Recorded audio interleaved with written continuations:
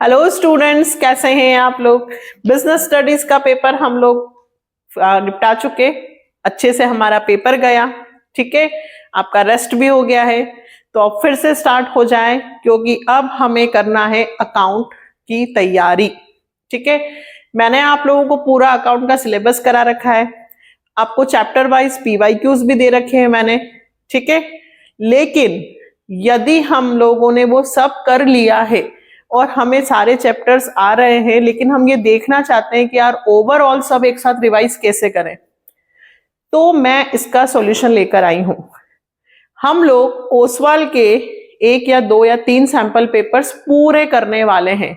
Overall जिन बच्चों की MCQ से रिलेटेड प्रॉब्लम्स हैं, जिन्हें पूरा एक साथ रिवाइज करना है, जिन्हें लगता है कि कर तो सब रखा है यार लेकिन आ रहा है या नहीं, तो सारे चैप्टर्स की एक साथ प्रैक्टिस, MCQs की प्रैक्टिस, सब सारे क्वेश्चन पूरा पेपर एक साथ सॉल्व करने वाले हैं।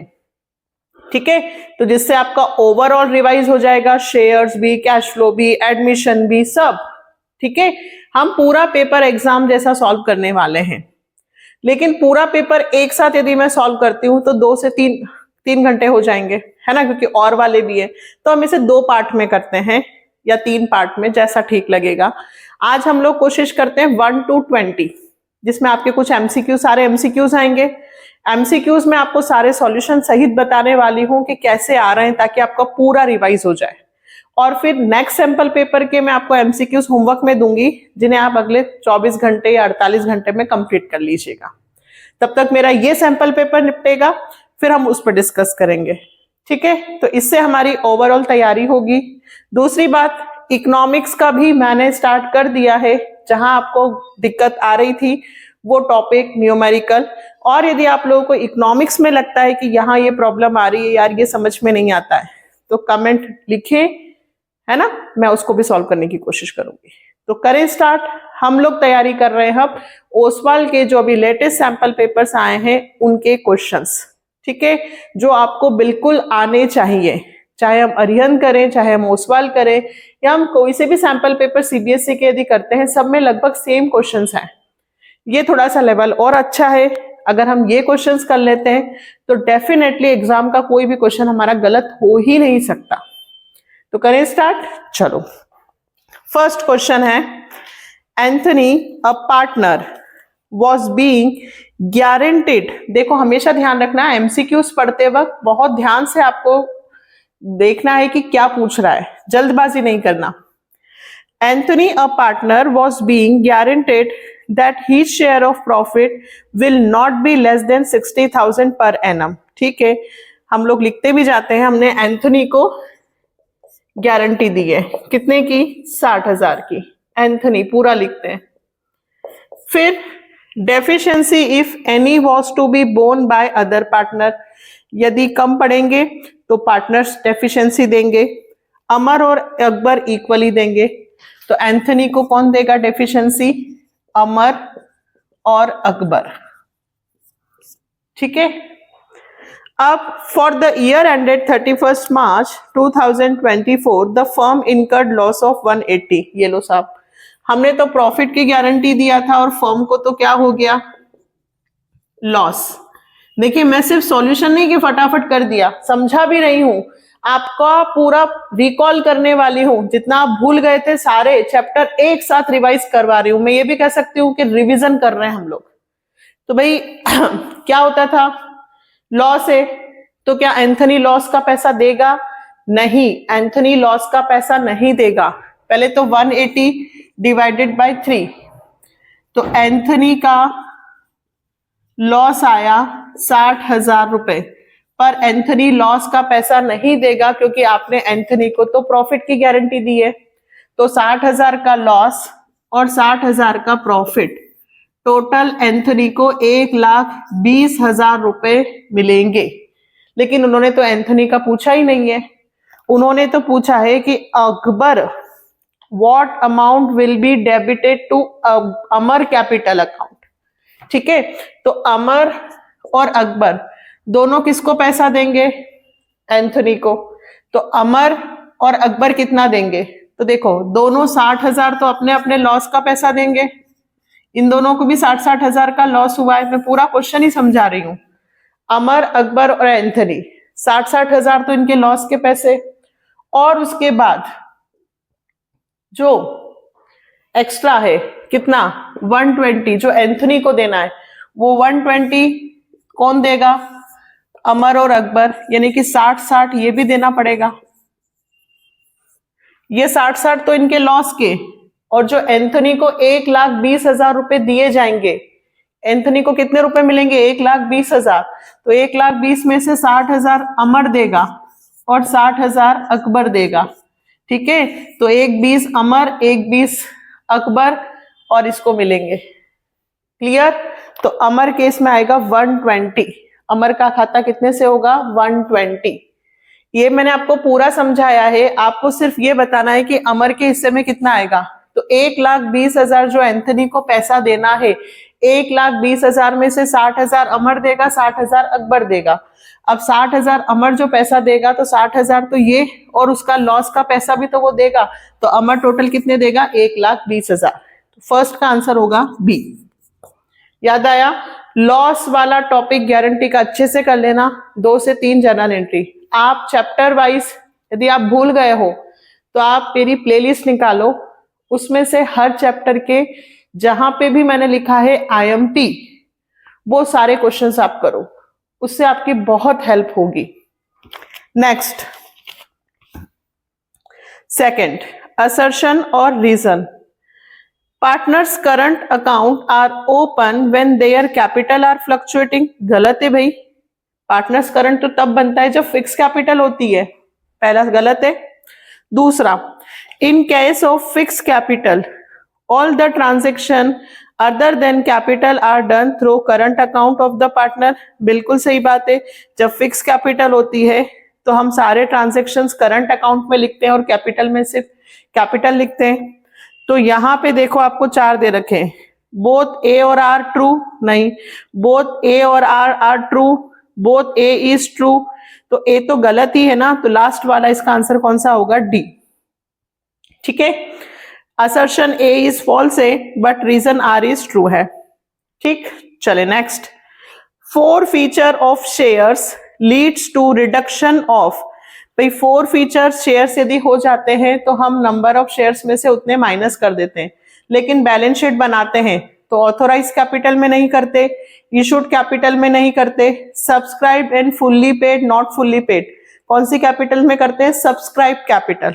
तो इसका आंसर होगा सी, सब्सक्राइब कैपिटल। ठीक है, नेक्स्ट, इसी का और वाला, इसको समझना पड़ेगा, ये डायरेक्ट समझ में नहीं आएगा। Moon limited issued 40,000 10% debenture of 100 each. ये वही कर सकता है जिसका पूरा बेस अच्छे से डिबेंचर का है। 40,000 debentures, 10% debenture of 100 each at a certain rate of discount and were to be redeemed at 20% premium. Existing balance of security premium before issuing of these debenture was 12 lakh and after writing of loss on issue of debenture the balance in security premium was 2 lakh. At what rate of discount these debenture were issued? चलो मैं आपको समझाती हूँ। देखो हम 2 entry बनाते हैं, एक तो bank to debentures application and allotment, ठीक है, और एक बनाते हैं debentures application and allotment discount on issue of debentures. याद आया? 2 डिबेंचर्स, पूरा नहीं लिख रही हूं, आपको समझाने के हिसाब से बता रही हूं। आपने 40,000 के डिबेंचर्स 100 रुपए के जो थे वो 10% debenture 100 each a certain rate of discount. अब ये डिस्काउंट पे इशू किए, ये आपको नहीं बताया है, ठीक, लेकिन आगे चलकर to be redeemed at 20% premium, मतलब ये आगे चलकर 40,000 के जो डिबेंचर है वो 20% प्रीमियम पर हमने क्या करे हैं, इशू किए, रिडेम्पशन किया। तो 2 premium on redemption of debenture, ऐसा होता है। डिबेंचर्स कितने के हैं, 40 लाख, 20% प्रीमियम यानी कि 8 लाख, 8 लाख का 40 लाख के डिबेंचर्स हैं जिन पर हम 20% का प्रीमियम ऑन रिडेम्पशन कर रहे हैं। कंपनी जब रिडेम्पशन करती है और प्रीमियम पे करती है तो कंपनी का लॉस होता है। दैट मीन्स 8 लाख रुपए कंपनी का लॉस हुआ है। ठीक है, ये लॉस कंपनी किस में से रिकवर करती है? सिक्योरिटी प्रीमियम रिजर्व में से। तो सिक्योरिटी प्रीमियम रिजर्व में आपके पास कितने रुपए दे रखे? 12 लाख, और इन्होंने कहा कि 2 लाख अभी भी बचे हैं, मतलब 10 लाख सिक्योरिटी प्रीमियम में से राइट ऑफ हो गए हैं। किस चीज के? Loss on issue of debenture. ध्यान से समझो, 8 लाख का नुकसान हुआ तो 12 लाख में से 8 लाख गए तो बचे 4 लाख, लेकिन ये तो कह रहे हैं केवल 2 लाख रुपए ही बच रहे हैं, मतलब 2 लाख रुपए का और जो नुकसान हुआ है वो किस चीज का हुआ है? यहां पे जब हमने इशू किए होंगे तो 40 लाख के डिबेंचर्स हमने 2 लाख के नुकसान पे इशू किए होंगे, मतलब 38 लाख।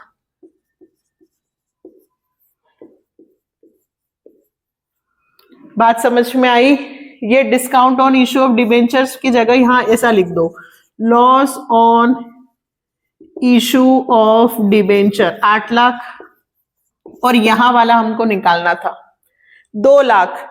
40 लाख के डिबेंचर हमने 38 लाख में इशू किए होंगे, मतलब 2 लाख रुपए का डिस्काउंट। तो 40 लाख पर 40 lakh into x upon 100 is equal to 2 lakh. Rate निकालनी है, x को यही रहने दो, 2 0 से 2 0 कैंसिल कर दो, 2 लाख डिवाइडेड बाय 5%। ऐसे ही समझ में आता है कि 40 लाख के डिबेंचर्स 38 लाख में बेचे हैं, मतलब 2 लाख रुपए का डिस्काउंट, 4 5 20, मतलब 5%। फिर से समझाती हूं, ध्यान से समझना। हमने 4000 डिबेंचर्स 100 रुपए के हिसाब से डिस्काउंट पे इशू किए। इशू एट डिस्काउंट, धीरे समझाती हूं, देखो, issue at discount and redemption of premium, इतना याद है? ठीक है। अब मुझे डिस्काउंट का परसेंटेज नहीं दिया है, लेकिन मुझे यह कह दिया है कि सिक्योरिटी प्रीमियम रिजर्व में 12 लाख रुपए हैं डिबेंचर रिडेम्पशन करने से पहले, और डिबेंचर का रिडेम्पशन होने के बाद मेरे पास सिक्योरिटी प्रीमियम में केवल 2 लाख रुपए ही बचे हैं, मतलब 12 लाख का रिजर्व में से अब केवल कितना बचा? 2 लाख का। मतलब 10 लाख का रिजर्व आपने यूज कर लिया, तो 10 में से 8 लाख रुपए तो आपके प्रीमियम के हो गए, क्योंकि आपने 40 लाख के या 4000 के जो डिबेंचर्स है वो 20% प्रीमियम पे रिडेम्पशन किया है। तो आपका 10 लाख रुपए रिजर्व में से जो गया, उस 10 लाख में से 8 लाख रुपए तो आपके काय के हैं? प्रीमियम ऑन रिडेम्पशन के। तो बचे 2 लाख रुपए आपके डिस्काउंट के हुए। तो 40 लाख पे 2 लाख का डिस्काउंट मतलब 5%। ठीक है, इसके लिए आपको issue at discount and redemption of premium वाला पूरा बेसिक याद होना चाहिए। आप सुन रहे हैं, फिर आपको लगता है कि ये वाला टॉपिक नहीं आया समझ में अच्छे से, तो इसका कहाँ देखो, चैप्टर में, और उससे रिलेटेड 3-4 क्वेश्चन कर लो तो डेफिनेटली ये आ जाएगा। आपको तैयारी कैसे करनी है? एमसीक्यूज कर रहे हो, जहां लगता है कि यार ये मैं भूल गया हूं, इस टॉपिक पे जाओ प्लेलिस्ट में, उसके 4-5 क्वेश्चंस करो। आप देखोगे कि 4-5 दिन में आपको ओवरऑल पूरी बुक आ गई। 5 दिन में हम वापस से, या 7 दिन में, 8 दिन में हम पूरी बुक वापस से कैसे रिकॉल कर सकते हैं? इस तरह से। नेक्स्ट, तो थर्ड का आंसर है इसका 5th, है ना, 5%। चले नेक्स्ट। ये मैंने कितनी बार एडमिशन में कहा है कि मोस्ट इंपॉर्टेंट है, इसकी मैंने पूरी जर्नल एंट्री सिखाई है, बहुत अच्छे से तैयारी करना। बिल्कुल एग्जाम में आ रहा है, ये बिल्कुल एग्जाम में आ रहा है, लॉस वाला बिल्कुल आ रहा है, सारे क्वेश्चन आ ही रहे हैं एग्जाम में। Next, at the time of admission of new partner Vasu, old partners Paresh and Prabhav had debtors of 6,20,000 and a provision for doubtful डेप्ट 20,000 इन देयर बुक्स। ऑलरेडी हमने प्रोविजन फॉर डाउटफुल डेट 20,000 का बना रखा है। As per term of admission assets were revalued and that it was found that debtor worth 15,000 had turned bad and hence should be written off। 15,000 के bad डेप्ट हुए हैं, तो इसकी जर्नल एंट्री क्या बनेगी? Bad debts account debit to debtors, पहले कितने का नुकसान हुआ? 15, और 15,000 रुपए हम प्रोविजन फॉर डाउटफुल डेप्ट से रिकवर करेंगे, तो दूसरी एंट्री बनेगी provision for doubtful dept account debit to bad डेप्ट। जो आपका बैड डेप्ट का पैसा हुआ है 15,000 रुपए, आपके पास ऑलरेडी पुराना प्रोविजन है, आपके पास ऑलरेडी पुराना प्रोविजन है। Provision for doubtful dept credit balance, तो उसे डेबिट कर दो, provision for doubtful dept to bad डेप्ट। तो इसका फर्स्ट वाला ही आंसर करेक्ट होगा, फोर्थ का ए, क्योंकि बाकी सब में रिवैल्यूएशन दिया है, रिवैल्यूएशन अभी नहीं आएगा। नेक्स्ट, राम एंड श्याम, इसी का और वाला बेटा। Ram and Shyam were partner sharing profit and losses in the ratio 3:2। Okay, their balance sheet shows building at 1,60,000। Balance sheet में बिल्डिंग 1,60,000 की है। दे एडमिट मोहन, नया पार्टनर कौन आ रहा है? Mohan, as a new partner for 1/4 share.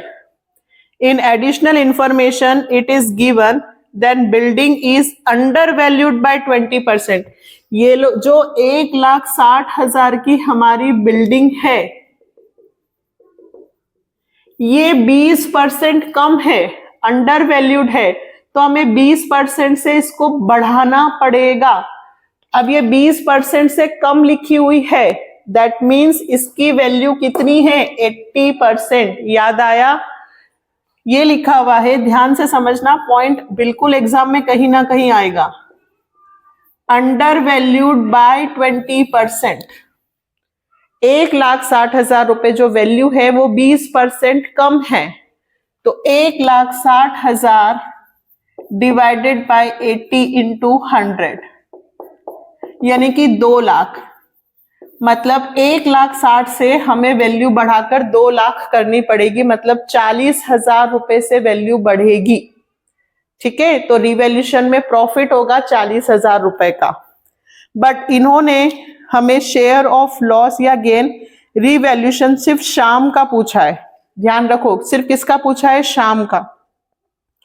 और करंट वैल्यू ऑफ बिल्डिंग, तो current value building तो 2 लाख की, लेकिन श्याम का शेयर पूछा है, तो राम, ये भी ध्यान रखो, राम और श्याम 3:2, तो भैया 40,000 रुपए का प्रॉफिट हो रहा है, तो 40,000 इंटू 2/5, 5 8 जा 8 2 जा 16, श्याम का हिस्सा 16 और 2 लाख। कौन सा आंसर मिल रहा है भाई? ये मिल रहा है हमें सी, तो फोर्थ का होगा सी। ठीक है, next, the profit earn by a firm, जिसने ये एमसीक्यूज कर लिए वो कहीं भी नहीं अटकेगा, वो एग्जाम के सारे एमसीक्यूज बहुत अच्छे तरीके से कर लेगा, उसे कोई प्रॉब्लम नहीं आएगी। आप वीडियो को पॉज करके ध्यान से समझ के करें। कुछ स्टूडेंट्स कहते हैं ना मैम आप बहुत धीरे समझाते हो, हम बोर हो जाते हैं, तो मैं जल्दी जल्दी समझा रही हूँ। ठीक है, अब आप बोर नहीं होंगे, अब करो आप रिकॉल पूरा, अब आपका टाइम वेस्ट बिल्कुल नहीं होगा। चलो नेक्स्ट, ये भी बहुत अच्छा क्वेश्चन है, जैसा हम सोच रहे हैं वैसा कुछ भी नहीं है इसमें, गुडविल का है लेकिन कितना हटकर है देखो। The profit earn by a firm after retaining 15,000 to it reserve was 75,000। भाई 15,000 रुपए का रिजर्व अलग से रखकर रिजर्व है 75, ओके, तो टोटल प्रॉफिट 90 कहलाएगा। The firm had total tangible assets 10 lakh and outside liability 3 lakh.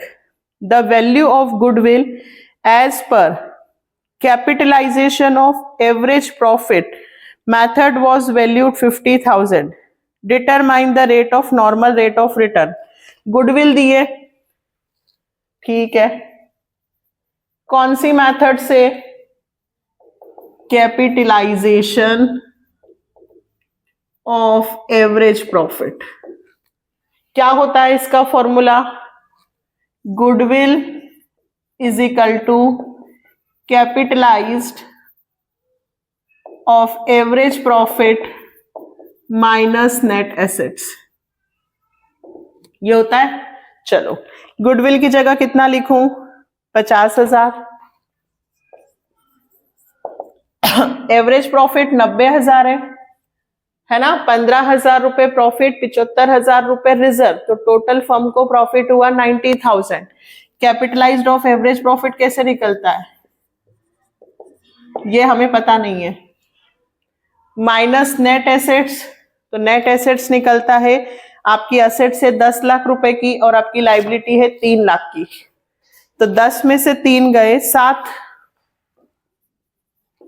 इसको सॉल्व करो, ये माइनस का है, इधर आएगा तो प्लस का होगा, 7,50,000, ठीक है। 90 into 100 upon normal rate, normal rate को उठा के इधर लिख दूं, 90 इंटू 100 अपॉन 7,50,000। 3 0 से 3 0 कैंसल, 1 से 1 कैंसल, इसको तुम डिवाइड करो, 900 डिवाइडेड बाय 75, 25 दिया 75, 25 दिया 75, 15, 25 चौक 100, 6 7 8, डायरेक्ट डिवाइड कर देते हैं यार, 900 डिवाइडेड 75, 12%, ठीक है। आप लोग निकालते रहना, 12%। Clear? Capitalised of average profit का फॉर्मूला क्या होता है? Average profit into 100 upon normal rate. यहां से कौन सी वैल्यू आती है? Capitalised value. उसमें से किसको माइनस करते हैं? नेट एसेट्स को। नेट एसेट्स कैसे आती है? टोटल एसेट्स माइनस लायबिलिटी, ठीक है। नेक्स्ट, अब आते हैं हम 6th पर। बहुत अच्छा क्वेश्चन है, बहुत बार एग्जाम में आया हुआ है। मोहित हैड अप्लाइड फॉर 900 शेयर। आप खुद देखोगे बेटा, अभी आप लोगों की जितनी भी प्रीपोर्ट्स हुई थी सभी यही सब एमसीक्यूज थे। मोहित हैड अप्लाइड फॉर 900 शेयर, बहुत अच्छे से समझना, बिल्कुल एग्जाम में आ सकता है। Was allotted in the ratio 3:2। He had paid application money 3 rupees per share and could not pay allotment money of 5 rupees per share. First and final call 2 rupees share was not yet made by the company. His share were forfeited. The following entry will be passed. ठीक है भाई, share capital to forfeited और allotment. सबसे पहले ध्यान से सुनना, applied दिए हैं 900, तो इसका क्या निकालना होगा? अलॉटेड। याद आया? क्यों? क्योंकि इसने मांगे ज्यादा है पर हमने इसको दिए कम है। कैसे पता चला? ऊपर इन्होंने कहा है कि अलॉटमेंट हुआ है 3:2 में। यदि 3 अप्लाइड हैं तो अलॉटेड केवल 2 है, 3 अप्लाइड हैं तो अलॉटेड केवल 2 है। तो हमें यहां का अलॉटेड निकालना है। क्या सिखाया था? जो चीज निकालनी है उसको ऊपर रखो, यानी कि 2/3 इंटू 900 यानी कि 600। याद आया? यदि 3 शेयर्स अप्लाइड हैं तो अलॉटेड केवल 2 हैं, तो 900 अप्लाइड हैं तो अलॉटेड कितने होंगे? 600। ये क्यों निकाला? एडवांस। अप्लाइड माइनस अलॉटेड, 900 में से 600 गए, एडवांस कितने का है? 300 शेयर्स का। 300 शेयर्स इनटू एप्लीकेशन पे कितने रुपए? तो एप्लीकेशन पर है आपके 3 रुपए, यानी कि 900 रुपए एडवांस है। इतना निकाल लिया, काम हो गया। 900 अप्लाइड थे तो अलॉटेड है 600, एडवांस हुआ 300 शेयर्स का 3 रुपए के हिसाब से 900 रुपए। ठीक, टोटल वैल्यू शेयर की कितनी है 10। 10 में से हमने 2 रुपए नहीं मांगे, तो पहली एंट्री होगी share capital account debit to share allotment और टू फोरफिटेड शेयर। अब देखिए कितने शेयर्स पे हम करेंगे, 900 से कि 600 से? अलॉटेड कितने हैं 600, तो 600 से एंट्री होगी 600 इंटू 8 4800। अलॉटमेंट पे 600 इंटू कितने रुपए नहीं दिए उसने, 5 रुपए नहीं दिए, तो 600 इंटू 5 3000 रुपए। पर पूरे 3000 रुपए एरियर में नहीं लिखेंगे क्योंकि 900 रुपए उसका ऑलरेडी हमारे पास एडवांस है। तो यहां पे कितने रुपए आएंगे 2100। 4800 में से 2100 गए तो ये आ गया आपका 2700। और देख लो 900 शेयर्स 600 पे केवल हमें कितने रुपए मिले थे। क्या आंसर है इसका, सिक्स्थ का आंसर है बी, बिल्कुल सही। 4800, 2700 और 2100। बोलिए आया समझ में? फिर से समझाऊं, देखो 900 शेयर अप्लाइड थे, 900 शेयर्स अप्लाइड थे तो उसका अलॉटेड निकाला, ठीक। अलॉटेड निकालने के बाद अप्लाइड में से अलॉटेड को क्या करते हैं बेटा, माइनस, तो उसका एडवांस निकला। बस आपको इतना ध्यान रखना है कि 600 इंटू 5 कहां से आए, अलॉटमेंट पे 5 रुपए नहीं मिल रहे हैं, तो 600 इंटू 5 3000 रुपए, बट 3000 नहीं निकलेंगे क्योंकि 900 रुपए एडवांस है, तो 2100 रुपए आएंगे। यहां 8 से इंटू क्यों किया, क्योंकि 2 रुपए फर्स्ट एंड फाइनल कॉल का पैसा मांगा ही नहीं। कहा था ना मैंने कि अब जो मैं पढ़ाऊंगी वो आप लोगों को बहुत हेल्प करेगा, लेकिन उसके लिए आपको चैप्टर का नॉलेज होना चाहिए। यदि आपको चैप्टर का नॉलेज नहीं है, आप भूल गए हो, तो इससे रिलेटेड 4 क्वेश्चन दूसरे करो, फिर इसको करो, डेफिनेटली आएगा। नेक्स्ट इसी का और वाला देखो, a company forfeited 6010 rupees each on which only application money 3 rupees has been paid. 4000 of these share were reissued 12। ये सिंपल दे दिया इन्होंने। 4000 शेयर्स को हमने 12 रुपए में इशू किया है। अमाउंट ऑफ कैपिटल रिजर्व, देखो पहले अपन फोरफिटेड करते हैं, है ना, तो ये फोरफिटेड में कौन सा अमाउंट आता है। अगर आपसे सिर्फ कैपिटल रिजर्व पूछा है तो पहले फोरफिटेड में कौन सा अमाउंट आएगा, तो 6000 शेयर्स पर हमें केवल कितने रुपए मिले, 3 रुपए ही मिले, यानी पहले फोरफिटेड में 18000 रुपए आया है। फोरफिटेड की एंट्री आती है ना, share capital account debit to calls in arrear to forfeited.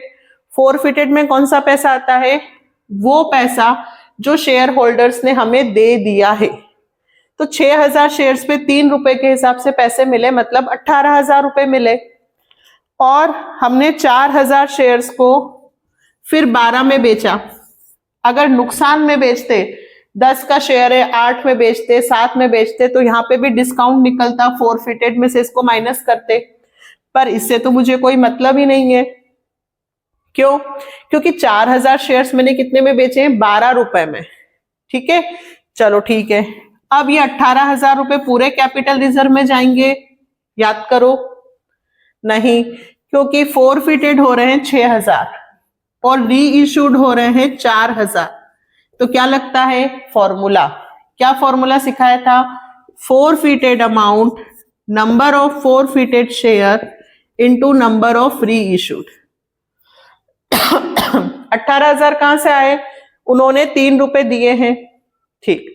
पूरे 18 नहीं जाएंगे क्योंकि वो 6000 का है और हम अभी केवल 4000 शेयर ही री इशू कर रहे हैं, यानी कि 12000 रुपए कैपिटल रिजर्व में जाएंगे। बी इसका आंसर है। ठीक है, चले नेक्स्ट।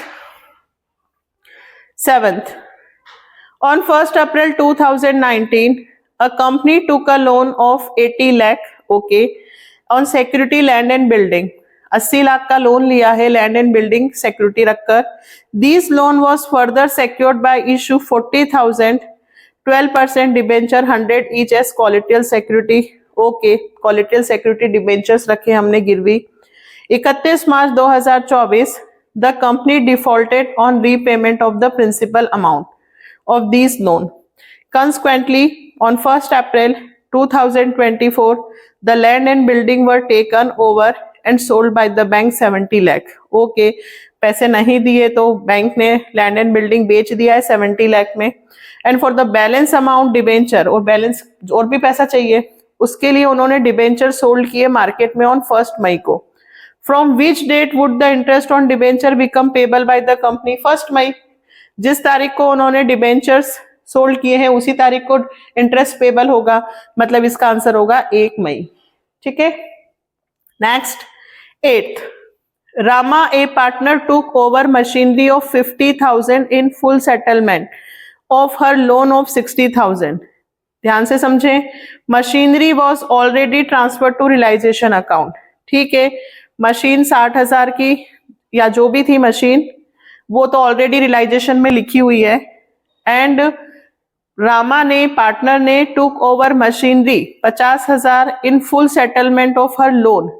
तो लोन किस साइड लिखा हुआ होगा? How it will affect the realisation account. Realisation account पे इसका क्या इफेक्ट होगा? Realisation account will be credited by 60, realisation account will be credited by 10, realisation account will be credited by 50 and no effect. क्या होगा इसका answer? Realisation account will be credited by 60, full settlement of her loan, तो loan realisation के 60,000 credit side लिखा होगा। ठीक है, क्योंकि लोन के सेटलमेंट के बदले में अपन ने किया है, तो पहले मशीन तो ऑलरेडी लिखी हुई है, तो लोन किस साइड लिखा होता है? लाइबिलिटी साइड रियलाइजेशन अकाउंट में। तो यहां आएगा realisation account will be credited by 60,000। इसका आंसर होगा फर्स्ट। फिर से समझते हैं, दादा, UV and Veeru, partner sharing profit losses 321, their book showed workman compensation reserve 1 lakh. Okay, लेकिन वर्कमैन कंपनसेशन क्लेम हुआ है 60,000। How it will effect the book of account eight the time of dissolution of the firm? ध्यान से सुनो, WCR कितने का है? 1 लाख का, लेकिन क्लेम कितने का हुआ? 60 का। तो हम WCR 60,000 लिखेंगे डिलाइजेशन के क्रेडिट साइड और उतने का ही क्लेम कर लेंगे। याद आया?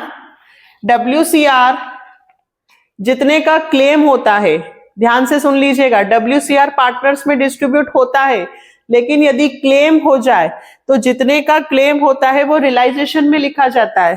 तो WCR 60,000 का यहां लिखेंगे क्योंकि 60,000 का क्लेम हो गया है, और बाकी का जो बचा है 40,000 वो पार्टनर्स में डिस्ट्रीब्यूट होगा। तो इसका जो आंसर है देखो कौन सा होगा?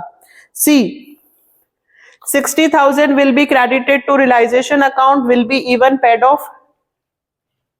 ये 60 ये पेड अप हुआ और 40 डिस्ट्रीब्यूट होगा, तो इसका आंसर है C। ठीक है, नेक्स्ट, इक्का दुक्का तिक्का, ये भी बहुत इंपॉर्टेंट है। इंटरेस्ट ऑन कैपिटल देना भूल गए, लेकिन प्रॉफिट कम है, ध्यान से देखेंगे। इक्का दुक्का tikka were partners sharing profit losses in the ratio 2:1. Their fixed capital balance were 5 lakh, 4 lakh, 3 lakh respectively.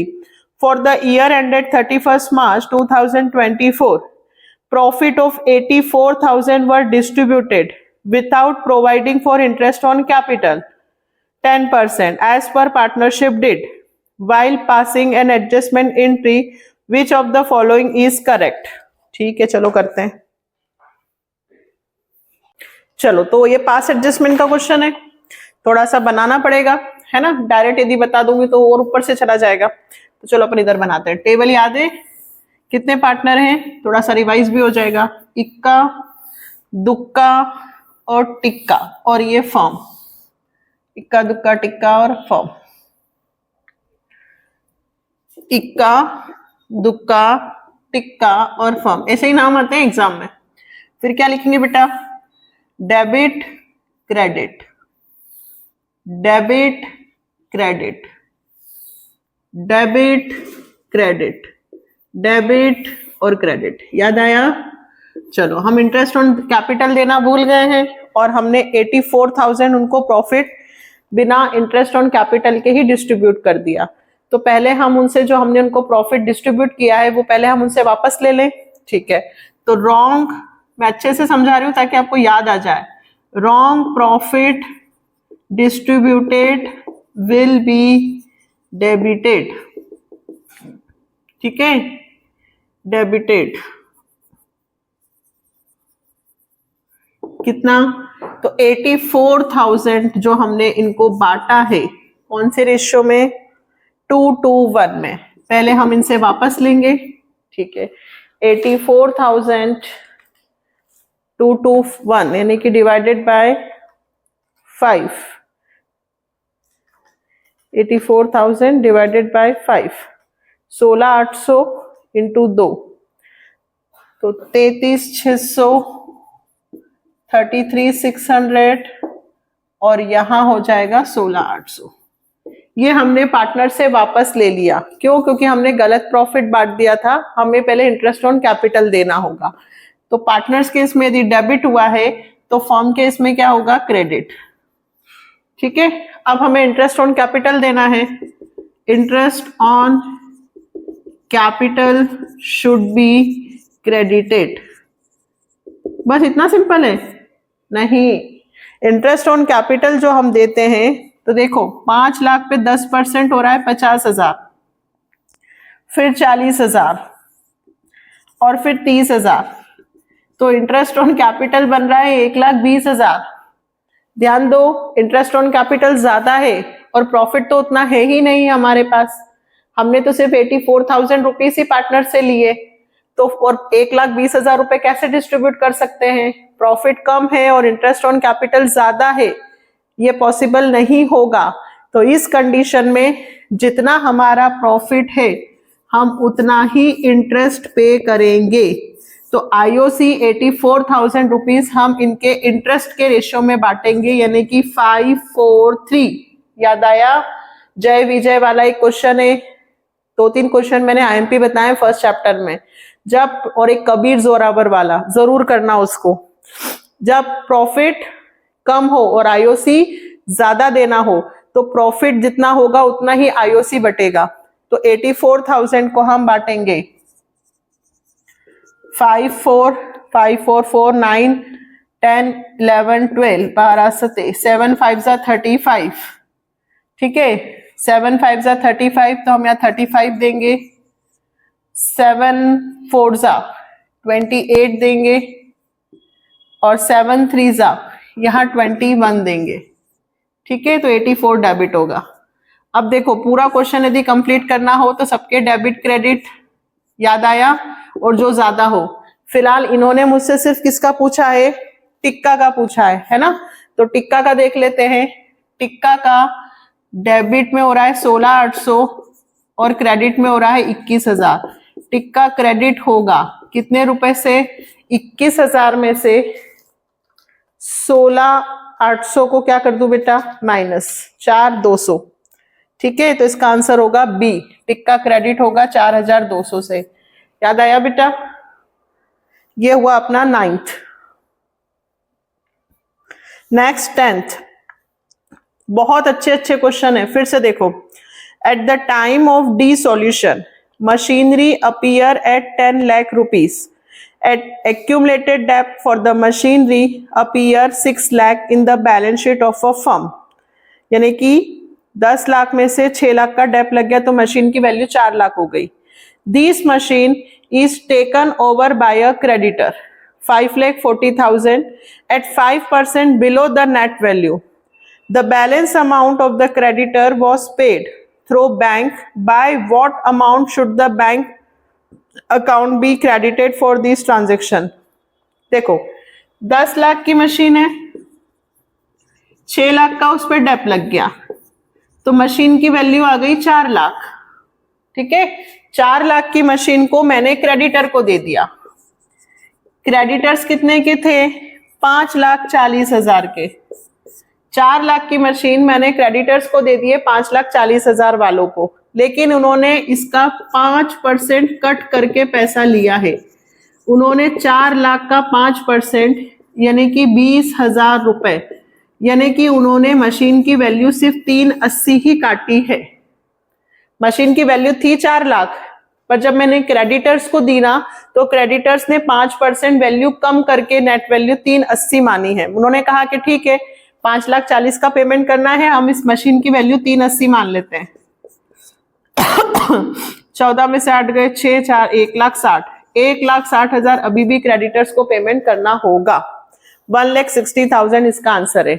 फिर से बताऊं, मशीन कितने की थी? 10 लाख, उस पे 6 लाख का क्या लगा? डेप। मशीन की वैल्यू थी 4 लाख, लेकिन जब हमने क्रेडिटर्स को पे किया तो 5% लिखा है वहां पे, at 5% below the net value, मतलब 4 लाख की वैल्यू ना मानते हुए उन्होंने 5% बिलो यानी कि 380 ही मानी है।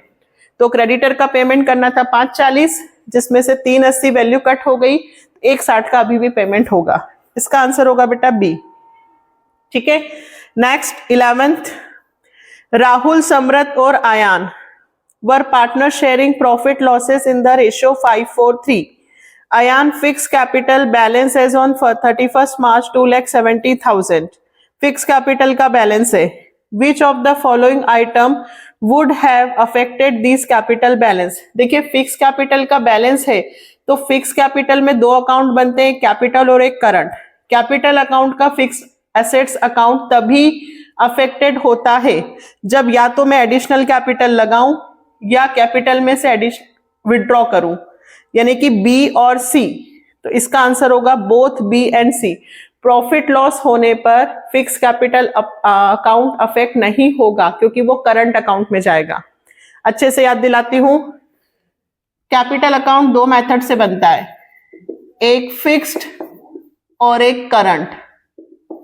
ठीक है, फिक्स्ड और फ्लक्चुएटिंग जिसको हम बोलते हैं। यदि कैपिटल फिक्स्ड मेथड से बनाना हो तो 2 अकाउंट बनते हैं, एक कैपिटल अकाउंट और एक करंट अकाउंट। और यदि कैपिटल फ्लक्चुएटिंग दी हो तो एक ही अकाउंट बनता है, पार्टनर्स कैपिटल। याद आया? तो फिक्स मेथड में कैपिटल अकाउंट में सिर्फ या तो कैपिटल लिखते हैं या एडिशनल कैपिटल लगाते हैं या कैपिटल में से विड्रॉ करते हैं, तो ही कैपिटल अकाउंट अफेक्ट होता है। प्रॉफिट लॉस कहाँ जाएगा? करंट में। सैलरी, इंटरेस्ट, कमीशन, बोनस सब कहाँ जाएगा? करंट में। ठीक है, next 12th, share issued as sweat equity can be. Share issue किस पे हो सकते हैं? एट पार पे भी हो सकते हैं, एट डिस्काउंट पे भी हो सकते हैं और एट प्रीमियम पे भी हो सकते हैं। Only one correct, both 1 and 3rd are correct, all are correct, all are correct. Share तो किसी पे भी इशू हो सकते हैं, प्रीमियम पे भी, डिस्काउंट पे भी और प्रीमियम पर भी। तो 12th का आंसर आपका क्या होगा? सी। 13th, 2,000 shares are allotted to Messrs. Mess Regal on which 80 each called up। ठीक है, 2,000 शेयर्स में से हमने 80 ही कॉल्ड अप किया है, मतलब 20 रुपए मांगे नहीं। And 50 paid were forfeited. ठीक है, 80 में से उसने 50 ही दिए हैं। ठीक है, 80 मांगे थे and 50 paid were forfeited. Reissued 70 each as 90 paid up. Amount transfer to capital reserve. देखो मैं आपको एंट्री बना के समझाती हूँ। पहले अपन ने कितने शेयर फोरफिटेड करे? 2,000। तो share capital account debit to calls in arrear और 2 शेयर्स फोरफिटेड, ये एंट्री होती है। 2,000 शेयर्स 80 रुपए के हिसाब से कितने हुए? 2 8 16, 1 2 3, 1,60,000 कॉल्ड अप एंड 50 पेड। 50 उसने दे दिए। ठीक है, तो 50 उसने दे दिए तो 50 यहां आएंगे, यानी कि उसने 1,00,000 रुपए दे दिए, यानी कि 60,000 का एरियर है। वैसे तो मैं डायरेक्ट ऐसे भी बता सकती हूँ कि 2,000 इंटू 50, 1,00,000 रुपए हमारे फोरफिटेड में है ना। 50 रुपए उसने दिए, फिर हमने forfeited and reissued were 70 each as 90 paid up. अब देखो हमने री इशू किया, bank share forfeited to share capital. 2000 shares को 90 रुपए का मानकर हमने 70 में बेचा। माना कितने का? 90 का। बेचा कितने में? 70 में। यानी कि आपको 20 रुपए का नुकसान हुआ, यानी कि 40,000। आपको पहले कितने रुपए मिले थे? 1 लाख। बाद में 40 का क्या हुआ? नुकसान। इसमें से इसको क्या कर दूं? माइनस, यानी कि 60,000 रुपए जाएंगे कैपिटल रिजर्व में। इसका आंसर होगा बी। ठीक है, चलो next. Joy, Sam and Tex were partner sharing profit losses 532 with effect 1st April 2024. They decided to share future profit and losses in the ratio 2:1:1. ठीक है, रिकंस्टिट्यूशन का है। For which of the following balances, ध्यान से सुनना, tax will be credited at the time of reconstitution of firm in the firm decided to continue with available accumulated profit and losses. यहां बोला है for which of the following balances tax will be credited. कौन से balance credit होंगे? तो general reserve तो debit होगा, फिर जनरल रिजर्व डेबिट होगा, फिर P&L का क्रेडिट बैलेंस होगा तो ये भी डेबिट होगा। तो क्रेडिट कौन सा होगा? जब लॉस होता है। रिकंस्टिट्यूशन में जितने भी लॉस होते हैं उनके बैलेंस होते हैं डेबिट, और जब हम जर्नल एंट्री पास करते हैं तो पार्टनर्स टू, याद करो, to advertisement deferred revenue expenditure. अगर यहाँ P&L का डेबिट बैलेंस दिया है तो जब जर्नल एंट्री बनाओगे तो पार्टनर्स का नाम ऊपर आएगा और P&L नीचे आएगा। तो ये P&L जब डेबिट बैलेंस दिया हो तो जर्नल एंट्री करेंगे तो ये क्या हो जाएगा? क्रेडिट। याद आया? लॉस की कंडीशन में पार्टनर्स टू लॉस होता है, तो यहाँ लॉस कौन सा वाला कंडीशन है? डी। तो 14 का आंसर डी होगा। याद करो, प्रॉफिट होता है तो general reserve to partner, loss होता है तो partner to loss. Next 15th, Rohit, Virat and Shikhar were partners sharing profit and losses in the ratio 3:1:1. Their capital balance on 31st March 2024 3 lakh 2 lakh 70 250. On the same date, they admit Hardik as a new partner for 20% share. Hardik was to bring 80,000 for his share of goodwill and 1/5 of combined capital of all the partners of new firm. What will be the total amount brought in by Hardik on his admission a new partner? हार्दिक, याद करो, सबसे पहले हार्दिक कितने के लिए आ रहा है? हार्दिक आ रहा है 20%, यानी कि 1/5 शेयर के लिए आ रहा है। ठीक है, 1/5 शेयर के लिए वो टोटल कंबाइंड कैपिटल का 1/5 लाएगा। टोटल कंबाइंड कैपिटल कैसे निकालूं? तो मुझे हार्दिक की कैपिटल तो नहीं पता, लेकिन मैं रोहित, विराट और शिखर तीनों की कैपिटल, और तीनों की कैपिटल में गुडविल का पैसा ऐड होगा। गुडविल का पैसा ऐड होगा। हमें तो तीनों की कौन सी कैपिटल निकालनी है? Adjusted capital. तो पार्टनर्स कैपिटल अकाउंट जब बनाते हो बेटा, तो यहाँ पे क्या लिखते हो? बाय बैलेंस BD, फिर by cash premium for goodwill, by general reserve, by revaluation profit. तो ये सारे उसमें ऐड होते हैं ना कैपिटल में। तो आप डायरेक्ट, अपने को तो MCQ करना है, तो तीनों की कैपिटल कितनी हुई? 3 लाख, फिर 2,70,000, फिर 250। ठीक है, और गुडविल का पैसा सब में बांटने की जरूरत नहीं है, सैक्रिफाइस रेशियो। अपने को तो सिर्फ केवल टोटल कैपिटल निकालनी है, तो अपन डायरेक्ट लिख देते हैं 80। जोड़ो इसको, कितना हुआ? 3 लाख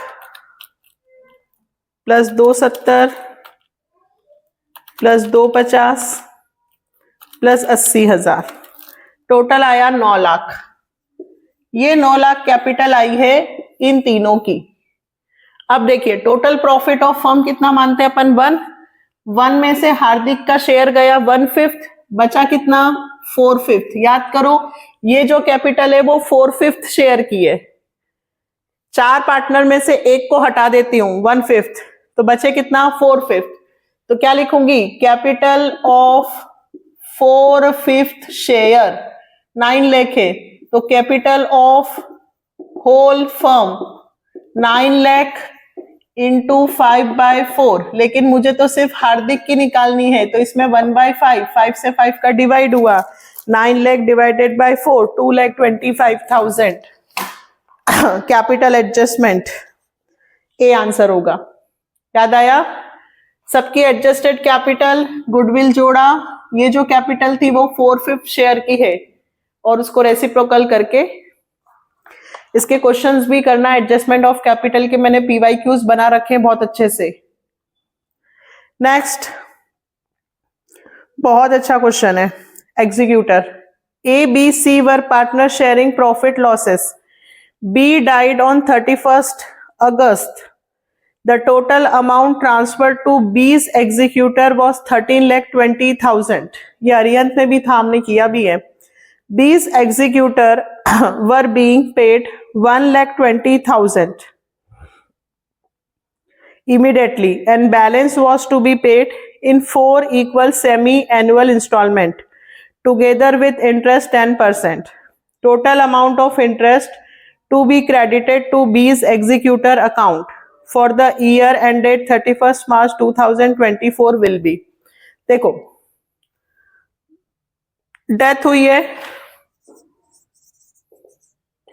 31 अगस्त 2023, ठीक है, और हमसे पूछा है 31 मार्च को 2024 को उसका इंटरेस्ट कितना बनेगा। तो पेमेंट कितना करना है, 13/20, जिसमें से 1/20 का मैं पेमेंट कर चुकी, बचा कितना बेटा 12 लाख। 4 इंस्टॉलमेंट में पेमेंट होगा, है ना? कितनी इंस्टॉलमेंट में पेमेंट होगा, 4 इक्वल, ठीक है। तो 4 3 यानी कि 3 लाख, हर बार कितना पेमेंट होगा 3 लाख का, ठीक है। तो सबसे पहले तो अभी पेमेंट कब होगा, तो 31 अगस्त के बाद सितंबर, अक्टूबर, नवंबर, दिसंबर, जनवरी और फरवरी, 1 2 3 4 5 6, फरवरी की लास्ट डेट को पेमेंट हो जाएगा, ठीक। लेकिन यहां से लेके यहां तक 12 लाख 10% से 6 महीने का इंटरेस्ट 60,000 रुपए। फिर हमने 28 फरवरी या 1 मार्च को 3 लाख रुपए का पेमेंट कर दिया। 12 में से कितने का करा, 3 लाख का। अब 9 लाख पे इंटरेस्ट मिलेगा, 9 लाख का 10% से सिर्फ 1 महीने का। क्यों? क्योंकि उन्होंने 31 मार्च का पूछा है। 31 अगस्त से 1 मार्च तक हुए 6 महीने, 6 महीने में हम 3 लाख का पेमेंट कर देंगे। तो पहले इंटरेस्ट जो है वो 12 लाख पे मिलेगा, क्योंकि हमने 13, उसकी डेथ कब हुई थी 31 अगस्त को, 31 अगस्त को हमने 1/20 पेमेंट कर दिया, 12 लाख ड्यू है। 12 लाख पे 10% से 6 महीने का इंटरेस्ट बना 60,000। फिर 1 मार्च से 31 मार्च तक 1 महीना, तो 12 में से 3 चले गए, बचे 9 लाख। 9 लाख का 10% 90,000, 90,000 डिवाइडेड बाय 12 यानी कि 7,500। तो टोटल इंटरेस्ट बना 60 और 7,500, 67,500। बेटा वैसे तो 6 महीने कब होंगे, मार्च, अप्रैल, मई, जून, जुलाई, अगस्त, लेकिन उन्होंने हमसे क्वेश्चन में सिर्फ 31 मार्च तक का ही पूछा है।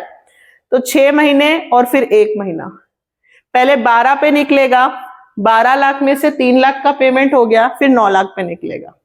तो इसका आंसर होगा 67,500 बी, ठीक है। नेक्स्ट करते हैं 16th। String and kite were partner sharing profit losses in the ratio 5:3. They admitted Spinner as a new partner.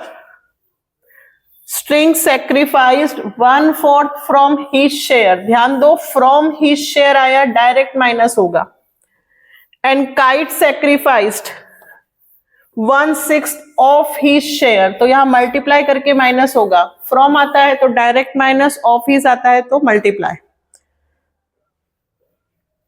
हम कर रहे हैं 16th स्ट्रिंग और काइट 5:3, 5/8 में से स्ट्रिंग सेक्रीफाइस कर रहा है 1/4, डायरेक्ट निकाल देंगे। काइट सेक्रीफाइस कर रहा है 1/6 ऑफ हीज शेयर, ठीक है। तो काइट का शेयर है 3/8 का 1/6, 3 8 6 48, 3/8 में से 3/48 जाएगा, 6 6 3 18, 48 -3 15, 48, इसका डायरेक्ट निकाल लो। 5 में से 2 गया तो 3/8, और लास्ट वाला ध्यान से सुनना, किसका, स्ट्रिंग काइट हो गया। अगला कौन है भाई, नया पार्टनर कौन है, स्पिनर। तो स्पिनर को कितना मिल रहा है, ये तो 1/4 दे रहा है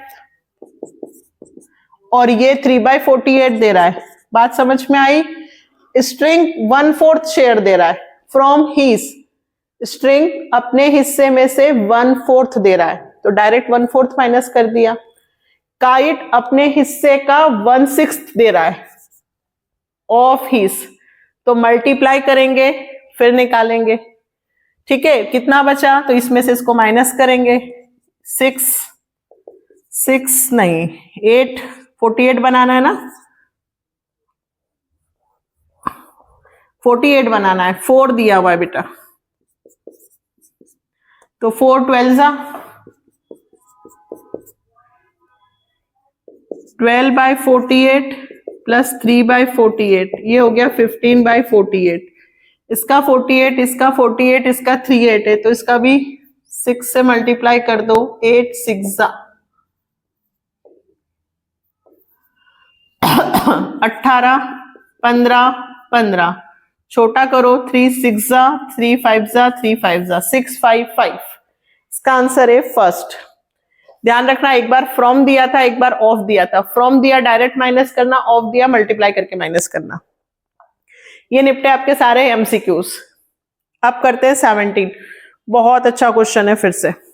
rusting a partner of a firm under D solution was to get a remuneration 2% of total assets realized other than cash and 10% of the amount distributed to partners. Sundry assets including cash 8,000 realized at 1,16,000 and sundry liabilities to be paid 31340. Calculate rusting remuneration and show you are working clearly. Also pass necessary journal entry. देखो rusting को 2% तो जो वो assets realise करेगा उस पे मिलेगा। अब 1,16,000 रुपए रियलाइज तो हुए हैं, बट उसमें से 8,000 रुपए तो कैश के हैं। क्या कैश को रियलाइज करते हैं हम? नहीं ना। तो 1,16,000 में से 8,000 कैश के माइनस हुए, तो 1,08,000 और 1,08,000 का 2%, 1,08,000 हमने एसेट्स रियलाइज की। इस 1,08,000 का 2% यानी कि 2,160 रुपए रस्टिन को मिलेगा। क्या इतना ही है? नहीं, और भी है, ध्यान से सुनना। 2% of total assets realized and other than cash and 10% of the amount distributed to partners. तो रियलाइजेशन अकाउंट यदि आप बनाते हो तो इस तरफ आप अपनी जो एसेट्स होती है वो रियलाइज लिखते हो। आपको टोटल पैसे मिले कितने? 1,16, जिसमें से आपने लाइबिलिटी का पेमेंट कर दिया कितना, 31,340। तो 1,16,000 में से 31,340 आपने पेमेंट कर दिया, ठीक है। बाकी का जो पैसा बचेगा 84,660, देखिए टोटल रिसिप्ट है ये, इसमें कैश भी है ना, टोटल रिसिप्ट। हमने इतने पैसे हैं जिसमें से हम इतना पेमेंट कर देते हैं तो हमारे पास इतना बचेगा। ये पैसा किसको मिलेगा, पार्टनर्स को। जितना पैसा कैश और एसेट से है उसमें से हम पहले लायबिलिटी का पेमेंट कर देते हैं और बाकी जो पैसा बचता है वो किसको मिलता है, पार्टनर्स को। तो जो पार्टनर्स को पैसा मिल रहा है 84,660, इसका भी 10% रस्टिन लेगा। तो रस्टिन का टोटल बनेगा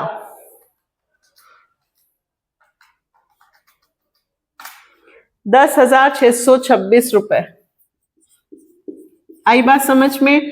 टोटल एसेट्स कैश के साथ लायबिलिटी को माइनस करना, इतना पेमेंट पार्टनर को मिलेगा, उसका भी 10%। Journal entry realisation account debit to Rustin's capital account बना सकते हैं। Realisation account debit to Rustin, जो भी हो, कैपिटल अकाउंट, रेम्युनरेशन पेड, ठीक है, 10,626। नेक्स्ट 18th गुडविल का क्वेश्चन आ गया।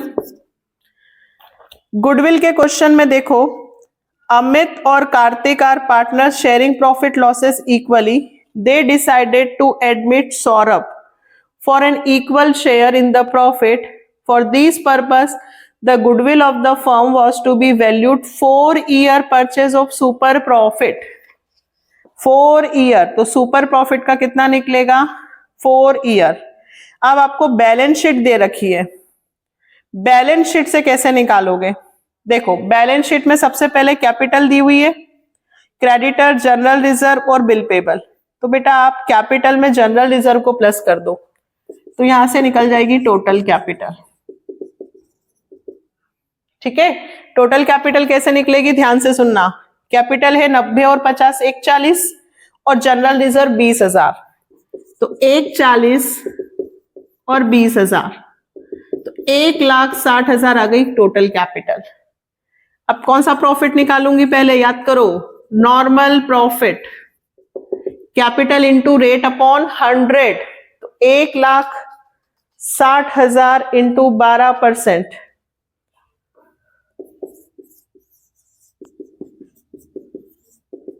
तो ये आया आपका 12%, ये नॉर्मल रेट, यानी कि 19,200। फिर एवरेज प्रॉफिट, जितना हमने सोचा उससे जितना ज्यादा होता है, हमने सोचा था 19,200 रुपए प्रॉफिट होगा, जबकि एक्चुअली में लास्ट 4 साल का एवरेज प्रॉफिट दे रखा है 30,000। सुपर प्रॉफिट कैसे निकलेगा, actual average profit minus normal profit, तो 30,000 माइनस 19,200, 10,800। 10,800 का कितने से इंटू कर दूं, फॉर्मूला याद है, goodwill is equal to super profit into number of purchase year, 10,800 into 4, that will be goodwill 43,200। इसके बाद भी ध्यान देना, उन्होंने हमसे क्वेश्चन में सिर्फ सौरभ का शेयर पूछा है, ये goodwill of the firm I है बेटा, उन्होंने हमसे सौरभ का शेयर पूछा है, तो सौरभ का शेयर इक्वल शेयर बोला है, they decided to admit Saurabh for equal share, तो अमित, कार्तिक और सौरभ 3 है, यानी कि 1/3, ठीक है, ये इसका आंसर हो जाएगा 43,200 का 1/3, 14,400।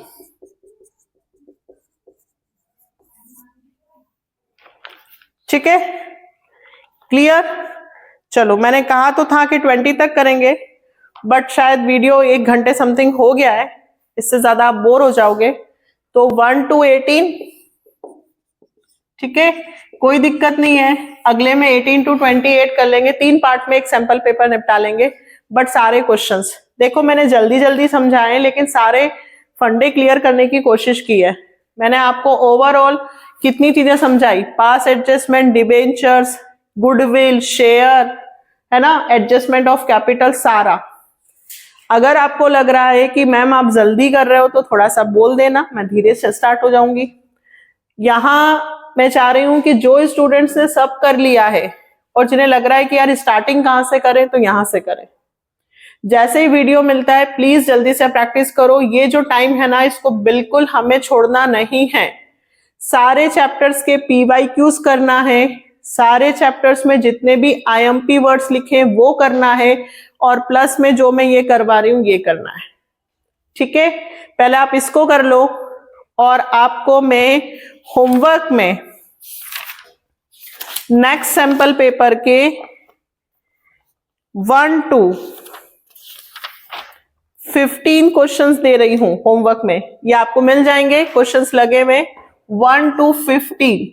ये आपका होमवर्क है, ये मैं 2 दिन बाद डिस्कस करूंगी, क्योंकि अभी मुझे ये सैंपल पेपर कंप्लीट करवाना है उसके बाद, लेकिन उससे पहले आप ये क्वेश्चंस कंप्लीट कर लेना। ठीक है, फिर जैसे मैं करवाऊं तो चेक करना कि आपकी कहाँ गलती हुई है। तो ये आपका होमवर्क है, देखो आपको क्वेश्चंस दिख रहे हैं। ठीक है, चलो मिलते हैं नेक्स्ट वीडियो में। जल्दी से प्रिपरेशन करना, टाइम का बहुत बहुत बहुत यूज करना है। ठीक है, और अपने जितने भी फ्रेंड्स हैं उनको प्लीज वीडियो शेयर करो ताकि वो लोग भी पढ़ पाए।